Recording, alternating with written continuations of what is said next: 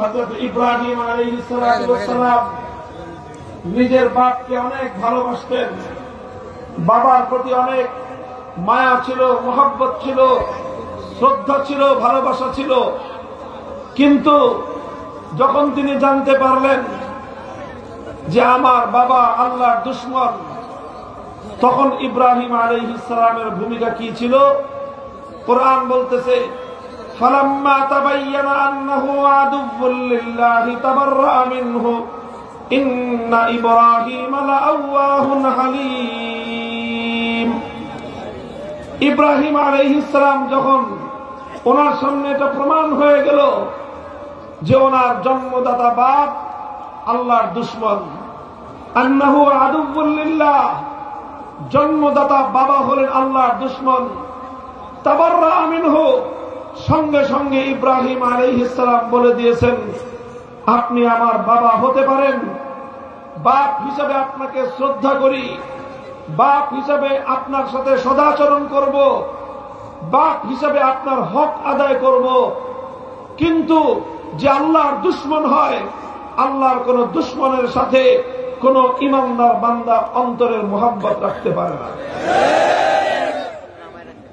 বাবা মা তারা যদি অমুসলিম হয়, পিতামাতা যদি কাফের অথবা মুশরিক হয়, তবু আল্লাহর হুকুম হলো ওয়াইন জাহাদাকা আলা আন তুশরিকা বিমা লাইসা লাকা বিহি ইলম ফালা তুতি'হুমা ওয়া সাহিবহুমা ফিদ দুনিয়া মারুফা। তোমার পিতামাতা যদি তোমাকে শিরক করতে চাপ দেয়, প্রেসার দেয়, চাপাচাপি করে, তাহলে পিতামাতার কথা মানতে গিয়ে আল্লাহর সঙ্গে শিরক করা যাবে? পিতামাতা যদি গুনাহের কাজ করতে বলে, পিতামাতার কথা শুনে গুনাহের কাজ করা যাবে? স্বামী যদি স্ত্রীকে গুনাহের কাজ করতে বলে, স্বামীর কথা শুনে গুনাহের কাজ করা যাবে? স্ত্রী যদি স্বামীকে আবদার করে গুনাহের কাজ করার জন্য, স্ত্রীর কথা শুনে গুনাহের কাজ করা যাবে? লা তাআতা লিমাখলুকিন ফি মাসিয়াতিল খালিক। স্বামী বলে স্ত্রীকে পর্দা করার দরকার নাই, আল্লাহ বলেছেন বান্দিকে পর্দা করার দরকার আছে। এখন এই মহিলা কার কথা শুনবে? স্বামীর কথা না আল্লাহর কথা? আল্লাহর কথা শুনতে হবে।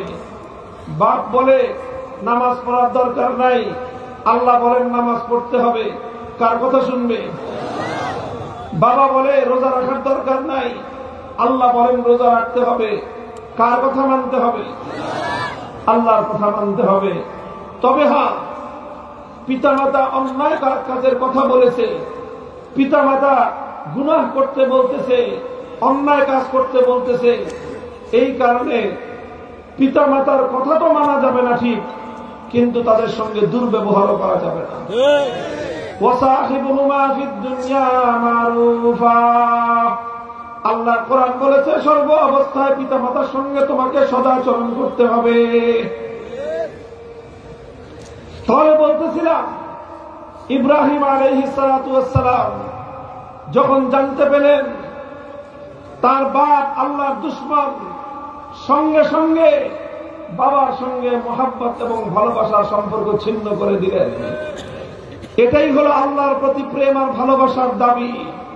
হে মুমিন, যখন তুমি তোমার ঘনিষ্ঠ কোনো ব্যক্তি সম্পর্কে জানবে যে ওর অন্তরটা জুড়ে আল্লাহর দ্বীনের প্রতি শত্রুতা, তোমার ঘনিষ্ঠ বন্ধু যখন তুমি তার সম্পর্কে জানতে পারবে ওর মনের ভিতরে শুধু আল্লাহর দুশমনী, তোমার আপনজন রক্তের সম্পর্কের ব্লাড কানেক্টেড কোন ব্যক্তি সম্পর্কে যদি জানতে পারো ওর মনের মধ্যে খালি ইসলামের প্রতি বিদ্বেষ, তুমি যদি ইমানদার হয়ে থাকো, সঙ্গে সঙ্গে তার সঙ্গে মহব্বত আর ভালোবাসার সমস্ত সম্পর্ক ছিন্ন করে দিতে হবে।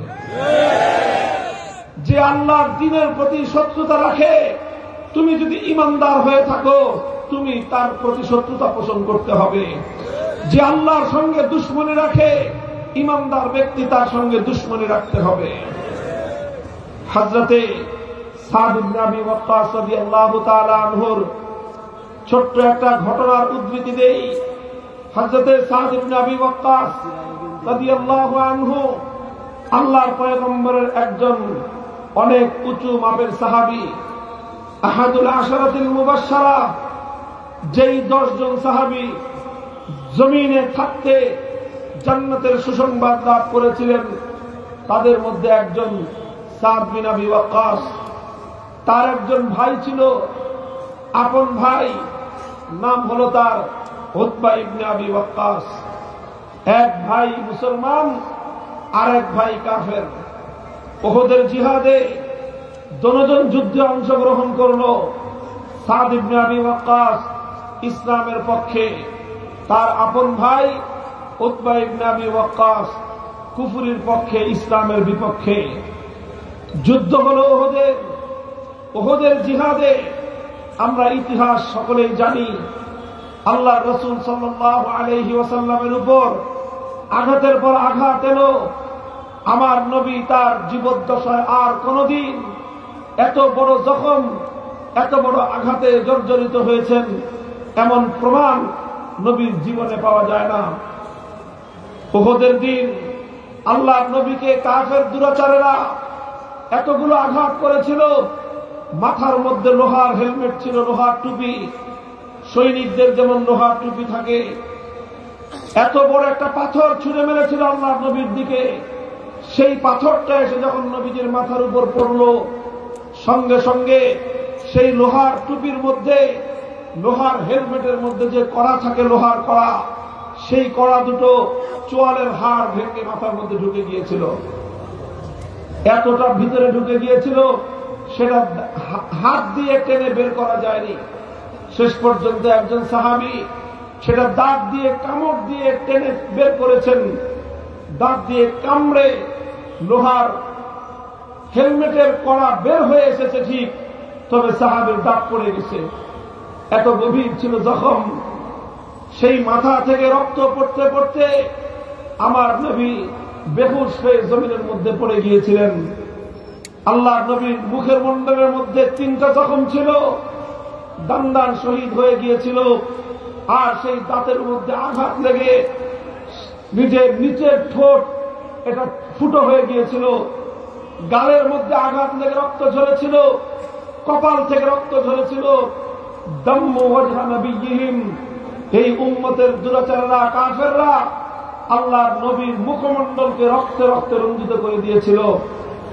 মুহতারাম হাজিরিন, আল্লাহর নবীকে যারা আঘাত করেছিল, যাদের হামলা এবং আক্রমণে আমার নবীর মুখমণ্ডল রক্ত রঞ্জিত হয়েছিল, যাদের আক্রমণে নবীর শরীর থেকে রক্তের ফোঁটা ফোঁটা ঝরেছিল, যাদের আক্রমণে আল্লাহ পয়গম্বরের মাথা ভেঙে রক্তক্ষরণ হয়ে নবীজি বেহুশ হয়ে পড়েছিলেন, ইতিহাসে তাদের কয়েকজনের নাম পাওয়া যায়। একজনের নাম হল আব্দুল্লাহ ইবনে কামিয়া, আরেকজনের নাম আব্দুল্লাহ ইবনে শিহাব আজ-জুহরি, আরেকজনের নাম হল উতবা ইবনে আবি ওয়াক্কাস। সাদ ইবনে আবি ওয়াক্কাসের ভাই উতবা ইবনে আবি ওয়াক্কাস, এক ভাই মুসলমান, আরেক ভাই কাফের। শুধু নয়, আল্লাহর নবীর উপর হামলাকারী কাফের। মুহতারাম হাজিরিন, এই খবর যখন অপর মুসলিম ভাই জানতে পেলেন যে আমার ভাই উতবা আল্লাহর নবীকে আক্রমণ করে নবীকে রক্তাক্ত করে দিয়েছে, তার হাতে আল্লাহর নবীর রক্তের দাগ লেগেছে, এই কথাটা জানার পর সাহাবীর মনে কি প্রতিক্রিয়া হয়েছিল? তিনি কি এমন মনে করেছিলেন যেহেতু ওটা আমার ভাই, কাজী এটা নিয়ে আর বেশি কথাবার্তা বলার দরকার নাই, যেহেতু আমার নবীর উপর আক্রমণকারী আমার আপনজন, সুতরাং এই বিষয়টায় আমি চুপ থাকি, নীরব থাকি। যেহেতু আক্রমণকারী আমার আপন ভাই, সুতরাং এটা নিয়ে আর খুব বেশি উচ্চবাচ্য করার দরকার নাই। এমন ছিল সাহাবীর প্রতিক্রিয়া। সাহাবীর প্রতিক্রিয়া কি ছিল? হাদিসের কিতাবের মধ্যে উল্লেখ হয়, ইতিহাসের মধ্যে স্বর্ণাক্ষরে লিপিবদ্ধ আছে। হযরতে সাদ ইবনে আবি ওয়াক্কাস রাদিয়াল্লাহু তাআলা আনহু নিজেই আল্লাহর নামে শপথ করে বলেন, ওয়াল্লাহ ফামা হারিসতু আলা কাতলি আহাদিন হিরসি আলা কাতলি আখি উতবাহ ইবনে আবি ওয়াক্কাস লিমা ফাআলা বিরাসূলিল্লাহ সাল্লাল্লাহু আলাইহি ওয়াসাল্লাম।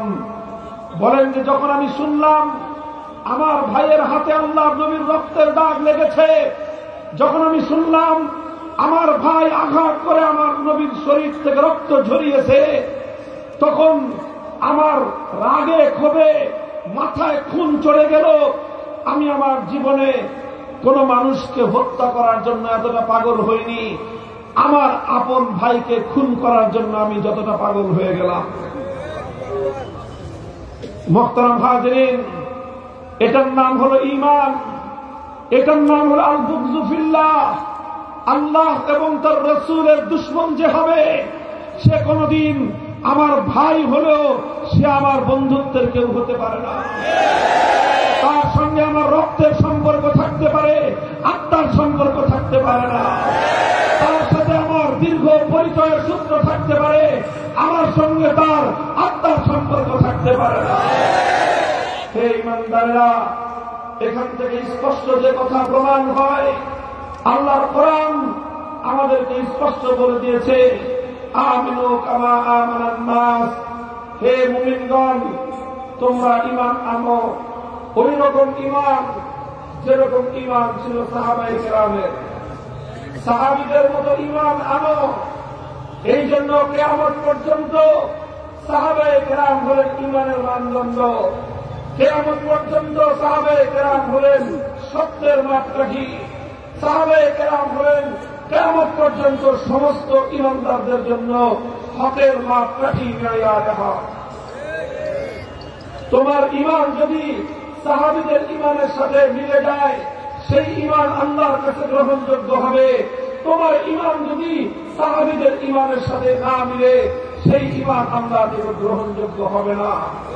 মুহতারাম হাজিরিন, এই জন্য আমাদেরকে আপনাদেরকে দেখতে হবে আমাদের ঈমান সাহাবীদের ঈমানের মতো হয় কিনা। যদি হয় তাহলে আমি খাঁটি মুমিন। আমার ঈমান যদি সাহাবীর ঈমানের সাথে না মিলে যায়, তাহলে আমি খাঁটি মুমিন হতে পারি না, আমি মুমিনের নামে ভণ্ড।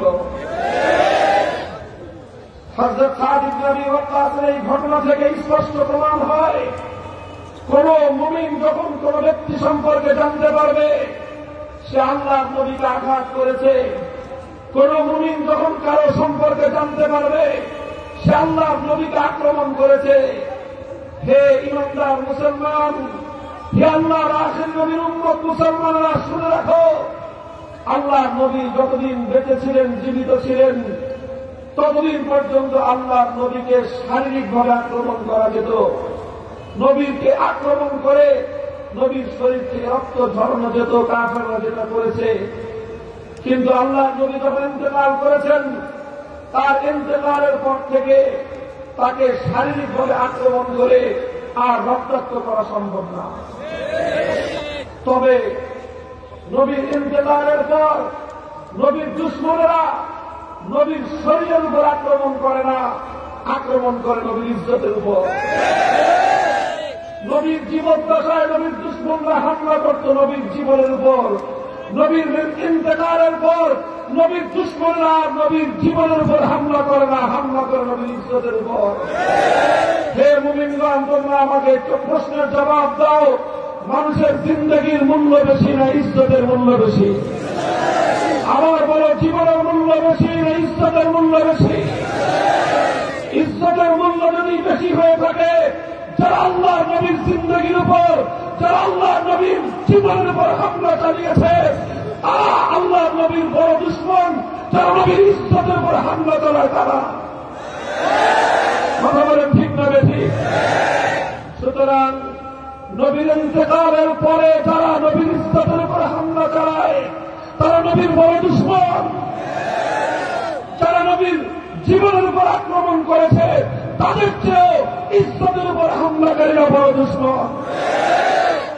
আর সাহাবীওয়ালা ঈমানের মানদণ্ড থেকে বুঝে আসে, যখন কোন মুমিন জানতে পারবে কোন কুলাঙ্গার আল্লাহ নবীর উপর হামলা করেছে, কোন মুমিনের কাছে যখন এই সংবাদ আসবে, কোন কুলাঙ্গার আল্লাহ নবীর উপর হামলা করেছে, কোন কুলাঙ্গারের হাত আল্লাহ নবীর রক্তের দাগ লেগেছে, কোন কুলাঙ্গারের হাত আল্লাহ নবীর রক্তে রঞ্জিত হয়েছে, কোন কুলাঙ্গারের জীবন আল্লাহ নবীর ইজ্জতের দ্বারা কলঙ্কিত হয়েছে, কোন কুলাঙ্গার কলমের দ্বারা আল্লাহ নবীর ইজ্জতের উপর আক্রমণ করে নবীকে আহত করেছে, নবীর ইজ্জতের উপর হামলা করেছে, চরিত্রের উপর কালিমা লেপন করার চেষ্টা করেছে।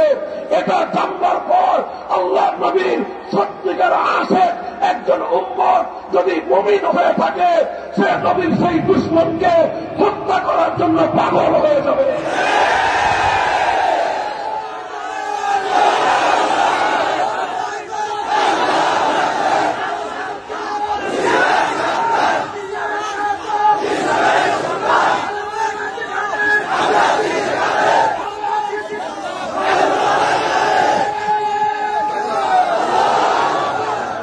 সুতরাং এটা ব্যর্থহীন কথা, এখানে কোনো গোজামিল নাই, কথার মধ্যে আমাদের কোনো অস্পষ্টতা নাই। ঈমানের প্রশ্নে এক আল্লাহকে ছাড়া আর কাউকে রাজি করে আমরা কথা বলতে পারবো না। আল্লাহকে রাজি করার জন্য কথা বলবো, যেটা আল্লাহর ইসলামের মধ্যে হক কথা, সে হক কথা আমরা বলবো। যদি কেউ এতে খুশি হয় ভালো কথা, কেউ যদি নারাজ হয় তাহলে তাকে আই এম সরি বলা ছাড়া আমাদের আর কোনো উপায় নাই। পরিষ্কার কথা, কাউকে খুশি করতে গিয়ে আল্লাহ এবং তার রসুলকে বেজার করতে পারবো না। আল্লাহ এবং তার রসুলকে রাজি করতে গিয়ে সারা দুনিয়াকে বেজার করতে পারবো। আল্লাহ এবং তার রসুলকে রাজি করতে গিয়ে সারা দুনিয়ার সাথে সম্পর্ক ছিন্ন করতে পারবো। সারা দুনিয়ার বিনিময়েও আল্লাহ এবং তার রসুলকে ছাড়তে পারবো না, ছাড়তে পারবো না।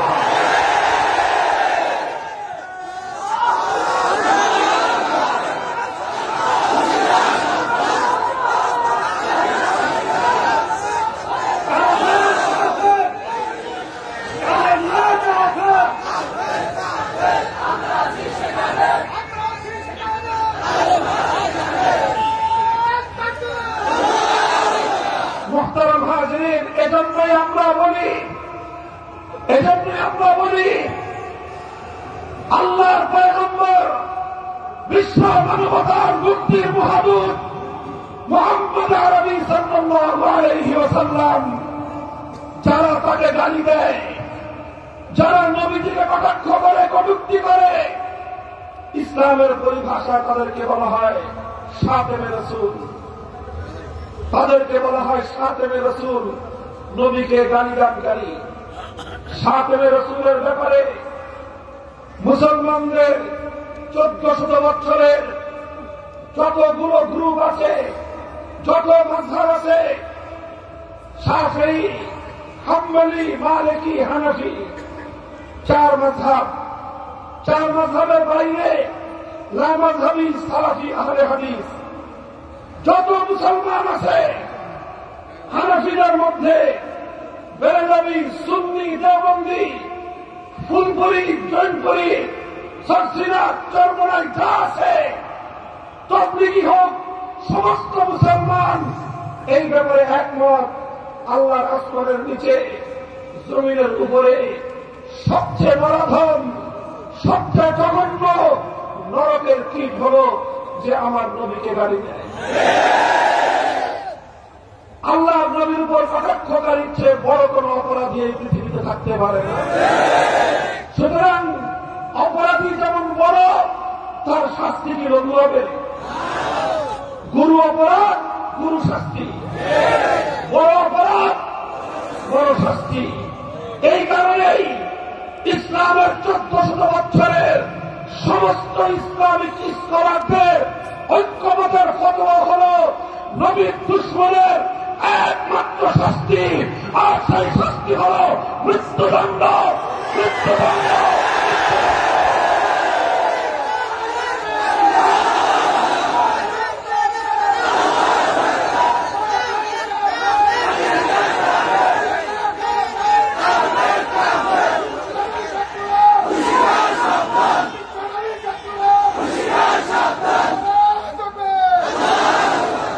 নবীর দুশ্মনের শাস্তি কি? চিৎকার করবেন, শাস্তি কি? এই মৃত্যুদণ্ড কার্যকর করার দায়িত্ব হল শাসক বর্গের। এই মৃত্যুদণ্ড কার্যকর করার দায়িত্ব হল বিচার ব্যবস্থা, আদালতে। এখন যদি নবীর দুশ্মনদেরকে উপযুক্ত শাস্তি মৃত্যুদণ্ড দিয়ে তাদেরকে শায়েস্তা না করে আদালত, বিচার ব্যবস্থা অথবা রাষ্ট্র এবং শাসক, আর এই কারণে বিচার করতে না করার কারণে, আল্লাহ নবীর দুশ্মনকে শায়েস্তা না করার কারণে নবীর কোন আশিক উম্মত যদি পাগল হয়ে, নবীর প্রেমে উন্মাদ হয়ে, নবীর ভালোবাসায় উদ্দীপ্ত আর উজ্জীবিত হয়ে সে যদি নবীর দুশ্মনকে খতম করে দেয়, তাহলে এটা এই যে বিচারবিহীন হত্যাকাণ্ড হল, এর দায় নবীর আশিক উম্মতের নয়, এর দায় রাষ্ট্র, সরকার, শাসক এবং আদালতে। কথাটা বুঝেন, খুব ভালো করে বুঝাই দেই। শুধু আবেগের কথা বলি না, যুক্তি দিয়ে, তর্ক দিয়ে কথা বলি, বিবেকের দায়বোধ থেকে আমরা কথা বলি। একটা দৃষ্টান্ত দেই। হে মায়ের সুসন্তানেরা, যারা মনে করো তোমার মা তোমাকে 10 মাস 10 দিন সীমাহীন কষ্ট ভোগ করে পেটে ধারণ করেছে, অনেক কষ্ট জীবনের ঝুঁকি নিয়ে তোমাকে প্রসব করেছে, 2 বছর পর্যন্ত পরম যত্ন সহকারে তোমাকে মায়ের বুকের দুধ পান করিয়েছে, অতঃপর তিলে তিলে তোমাকে লালন পালন করে বড় করেছে। হে মায়ের সন্তানেরা, তোমরা যদি কেউ দেখো তোমার চোখের সামনে কোন লম্পট, কোন দুষ্কৃতিকারী তোমার মায়ের ইজ্জত লুট করার চেষ্টা করছে, তোমার চোখের সামনে তোমার মায়ের ইজ্জতের উপর হামলা করার চেষ্টা করছে, তখন তুমি চুপ করে দাঁড়ায় থাকবা? মায়ের সন্তানরা কি করবা? এটাই তো স্বাভাবিক। কথা বলেন। মায়ের ইজ্জতের উপর হামলাকারী, মায়ের সম্ভ্রমের উপর আক্রমণকারীকে কোন মায়ের সন্তান ছেড়ে দিবে না। এখন মায়ের সন্তান মায়ের ইজ্জতের হেফাজতের জন্য যখন লম্পটের উপর আক্রমণ করল, লম্পটকে খতম করল, এবার যদি আদালত এসে মায়ের সন্তানকে বলে তুমি কেন একজন মানুষকে হত্যা করলা, তুমি কেন একজন মানুষকে শেষ করে দিলা, এজন্য তোমার বিচার হবে, এই কথা যদি বলে, তাহলে দুনিয়ার মানুষ তখন আদালতকে কি বলবে? আদালতকে বলবে, হে বিচার ব্যবস্থা, হে রাষ্ট্র, হে আমার 1000 বছরের স্বাধীন ঘাম, অশ্রু আর রক্ত দিয়ে স্বাধীনতা অর্জন করা আমার এই মাতৃভূমি, আর এই মাতৃভূমির শাসকবর্গ, আমার মায়ের ইজ্জতের নিরাপত্তা দেওয়া কি তোমার দায়িত্ব ছিল না? যখন আমার মায়ের ইজ্জত লুণ্ঠিত হয়েছিল, তখন তুমি কোথায় ছিলা? তখন তুমি আমার মায়ের ইজ্জতের নিরাপত্তা দিতে পারোনি। আর এ কারণে লম্পট এসে আমার মায়ের ইজ্জতের উপর আক্রমণ করেছে। তুমি আমার মায়ের ইজ্জতের নিরাপত্তা দিতে ব্যর্থ হওয়ার কারণে আমি নিজ হাতে মায়ের ইজ্জতের হেফাজত করেছি। আমি আপনাদেরকে জিজ্ঞাসা করতে চাই, মায়ের সন্তানরা, তোমাদের কাছে মায়ের ইজ্জতের দাম যতটুকু, হে নবীর আশিক উম্মতেরা, তোমাদের কাছে তোমাদের নবীর ইজ্জতের দাম তার চেয়ে কম না বেশি? যদি বেশি হয়ে থাকে, তাহলে মায়ের ইজ্জতের উপর যে হাত হস্তক্ষেপ করবে, মায়ের ইজ্জতকে লুণ্ঠন করার চেষ্টা করবে, তার ব্যাপারে কি তোমার মনোভাব এত কঠোর হয়ে থাকে, তাহলে কি তোমার কলিজার টুকরা শাফিউল মুসলিমিন হাউজে কাউসারের মালিক নবীর ইজ্জতের উপর আক্রমণ করবে, তার ব্যাপারে উম্মতের মনোভাব আরো কঠোর হতে হবে, আরো কঠোর হতে হবে।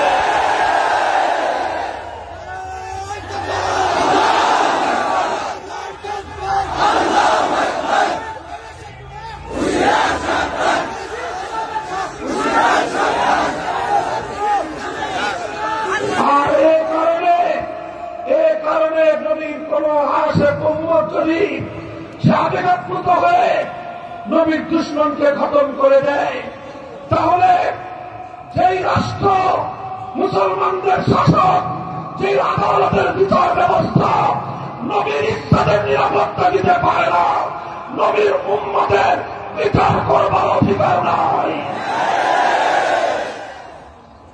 আমরা 2013 সালে শাইখুল ইসলাম আল্লামা আহমদ শফী এই কথাই বলেছিলেন, এমন একটা আইন করো যে আইনের মাধ্যমে আল্লাহর নবীর ইজ্জতের উপর আক্রমণ করলে তার শাস্তি হবে মৃত্যুদণ্ড। এই শাস্তির আইন তৈরি হলে কোন কুলাঙ্গার আমার নবীর ইজ্জতের উপর হামলা করার সে দুঃসাহস করত না। কোন কুলাঙ্গার নবীকে কটাক্ষ করার দুঃসাহস পেত না। কোন নরকের কীট নবীকে গালি দেওয়ার সাহস পেত না। কিন্তু এখন মাঝে মাঝে আমরা দেখি আমার নবীকে কটাক্ষ করা হয়, গালি দেওয়া হয়। আমি মনে করি এর দায় তারাও এড়াতে পারবে না যাদের হাতে মৃত্যুদণ্ডের আইন তৈরি করার ক্ষমতা ছিল।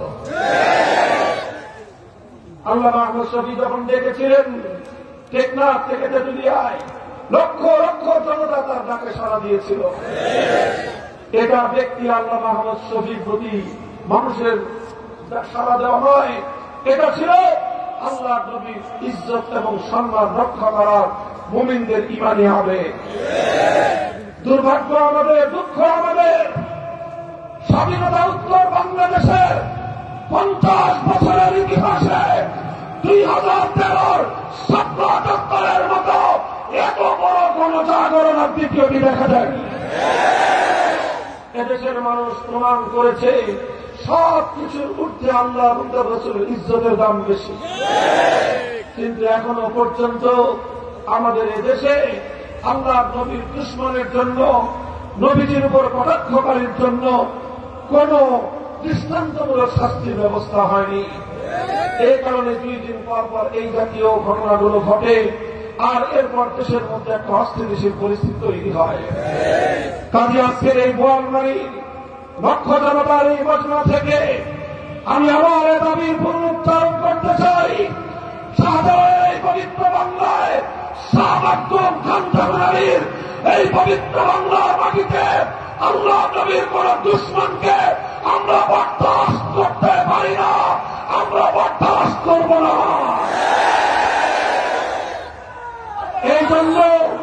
এই জন্য আমরা লক্ষ কণ্ঠে আওয়াজ তুলতে চাই, নবীর দুশমনের জন্য সর্বোচ্চ শাস্তির বিধান মৃত্যুদণ্ডের আইন চাই, মৃত্যুদণ্ডের আইন চাই।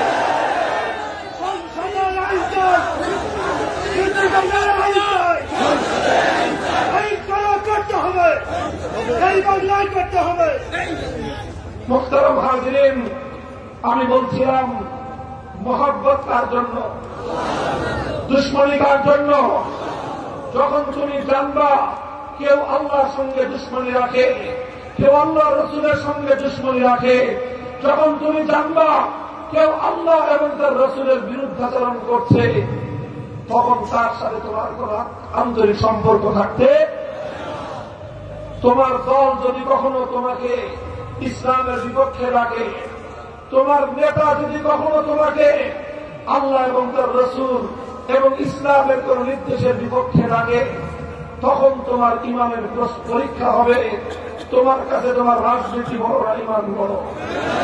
তখন তোমার পরীক্ষা হবে তোমার দল বড় না ইমান বড়। তখন তোমার পরীক্ষা হবে তোমার নেতা বড় না ইমান বড়। তখন তোমাকে প্রমাণ করতে হবে যদি কেউ তোমাকে ইসলামের বিপক্ষে মামলার আহ্বান জানায়, সাফ জবাব দিয়ে দিবে। রাজনীতি করি রাজনীতির জায়গায়, ইমান বিক্রি করে রাজনীতি করি না। তুমি আর আমি যদি এভাবে ইমানের উপর অটলতা দৃঢ়তা দেখাতে পারি, ইনশাআল্লাহ এদেশে যারা রাজনীতি করবে ইমানি দাবি পূরণ করেই করতে হবে। আল্লাহ পাক আমাদেরকে তৌফিক দান করুন। ইমানের এই 2 ডানা, মহব্বত কার জন্য, ভালোবাসা কার জন্য? শত্রুতাও কার জন্য? আমি যদি জানি যে আল্লাহর সঙ্গে শত্রুতা রাখছে সে আমার রক্তের সম্পর্ক, যে আল্লাহর সঙ্গে শত্রুতা রাখছে সে আমার ঘনিষ্ঠ বন্ধু, আল্লাহর দুশমন সে আমার এক দলের সহকর্মী, আমি ইমানদার হয়ে থাকলে সমস্ত সম্পর্ক গৌণ হবে। আল্লাহর সঙ্গে যে সম্পর্ক, আল্লাহর সঙ্গে যে দুশমন রাখবে, মুমিন তার সঙ্গে কোনদিন বন্ধুত্ব রাখতে। যেই মুমিন এভাবে নিজের জীবন পরিচালনা করবে, ফাকাত ইস্তাকমালাল ঈমান, সেই মুমিন কামেল ঈমানদার। আল্লাহ পাক রব্বুল আলামিন আমাদের প্রত্যেক মুমিন ভাইকে বোনকে কামেল ঈমানদার হওয়ার তৌফিক দান করেন। আমার দেওয়া, আমার খোয়া, আমার ভালোবাসা, আমার শত্রুতা সব একমাত্র তার জন্য। লিল্লাহি রাব্বিল আলামিন ওয়া আখিরু দাওয়ানা আলহামদুলিল্লাহি রাব্বিল আলামিন।